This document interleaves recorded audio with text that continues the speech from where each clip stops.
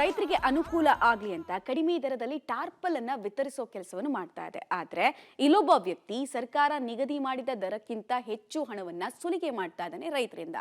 ಇದರಿಂದ ಮೋಸ ಹೋದ ಸುಲಿಗೆಯನ್ನ ಕಣ್ಣಾರೆ ನೋಡಿದಂತಹ ರೈತರು ಈಗ ಆ ವ್ಯಕ್ತಿ ವಿರುದ್ಧ ಕ್ರಮಕ್ಕಾಗಿ ಆಗ್ರಹಿಸ್ತಾ ಇದ್ದಾರೆ. ಹಾಗಾದ್ರೆ ಎಲ್ಲಿ ಈ ಘಟನೆ ಆಗಿರೋದು?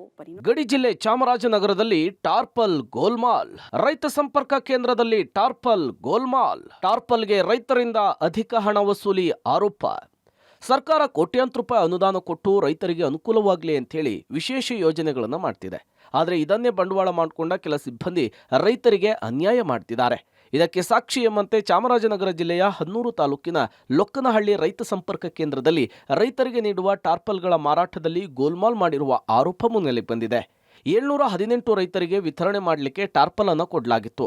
ಸಾಮಾನ್ಯ ವರ್ಗದ ರೈತನಿಗೆ 1268 ರೂಪಾಯಿ ಹಾಗೂ SC/ST ವರ್ಗದ ರೈತರಿಗೆ 354 ರೂಪಾಯಿಗೆ ವಿತರಿಸುವಂತೆ ಬೆಲೆಯನ್ನು ಕೂಡ ನಿಗದಿ ಮಾಡಲಾಗಿತ್ತು. ಆದರೆ ಇಲಾಖೆ ನಿಗದಿಪಡಿಸಿದ ಬೆಲೆಗಿಂತ 400 ರೂಪಾಯಿ ಹೆಚ್ಚಿಗೆಯನ್ನು ಪಡೆದು ಟಾರ್ಪಲ್ ಅನ್ನು ವಿತರಿಸ್ತಾ ಇದ್ದಾರೆ ಅಂತೇಳಿ ರೈತರು ಆರೋಪಿಸಿದ್ದಾರೆ. ಸುಮಾರು ಸಾವಿರಾರು ಟಾರ್ಪಾಲ್ ಕೊಟ್ಟಿದ್ದಾರೆ ಅವ್ರಿಗೆ ಅನುಕೂಲ ಆಗಲಿ ಅಂತ ಸರ್ಕಾರದಿಂದ. ಅದನ್ನು ರೈತರ ಸಂಪರ್ಕ ಕೇಂದ್ರದಲ್ಲಿ ಇರ್ತಕ್ಕಂಥ ಅಧಿಕಾರಿ ಪ್ರಸಾದ್ ಮತ್ತು ಇನ್ನೂ ಅದ್ರ ಜೊತೆಗೆ ಯಾರು ಸೇರಿದ್ದಾರೆ ಹಗಲು ದರೋಡೆ ಮಾಡಿದ್ದಾರೆ ಸರ್. ಅವ್ರ ಹತ್ರ ಹೆಚ್ಚುವರಿ ಹಣ ಪಡೆದಿದ್ದಾರೆ. ಒಬ್ರಿಗೂ ಸಹ ರಸೀದಿ ಕೊಟ್ಟಿಲ್ಲ.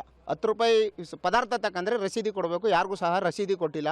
ಹಾಗಾಗಿ ಭಾಳ ಒಂದು ಹಗಲು ದರೋಡೆ. ಈಗ ಮಳೆ ಬೆಳೆ ಇಲ್ಲದೆ ರೈತರು ಭಾಳ ಸಂಕಷ್ಟದಲ್ಲಿದ್ದಾರೆ. ಇಂಥ ಟೈಮ್ಲಿ ಒಂದು ಟಾರ್ಪಲ್ ಅವರು ಬೆಳೆತಕ್ಕಂಥ ಫಸಲನ್ನ ಅನುಕೂಲಕ್ಕೋಸ್ಕರ ಸರ್ಕಾರ ಕೊಟ್ಟಿರ್ತಕ್ಕಂಥದ್ದು ಅದರಲ್ಲೇ ಒಂದು ದರೋಡೆ ಮಾಡ್ತಾರೆ ಅಂತಂದರೆ ಇದು ಭಾಳ ಅನ್ಯಾಯ ಸರ್.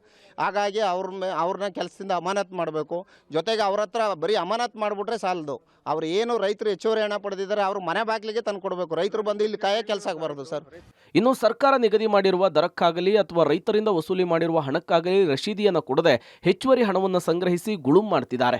ರೈತ ಸಂಪರ್ಕ ಕೇಂದ್ರದ ಹೊರಗುತ್ತಿಗೆ ನೌಕರ ಪ್ರಸಾದ್ ಎಂಬಾತ ದುರುಪಯೋಗವನ್ನು ಮಾಡಿಕೊಂಡಿದ್ದಾನೆ ಅಧಿಕಾರವನ್ನ ಅಂತೇಳಿ ಆರೋಪಿಸಿದ್ದಾರೆ.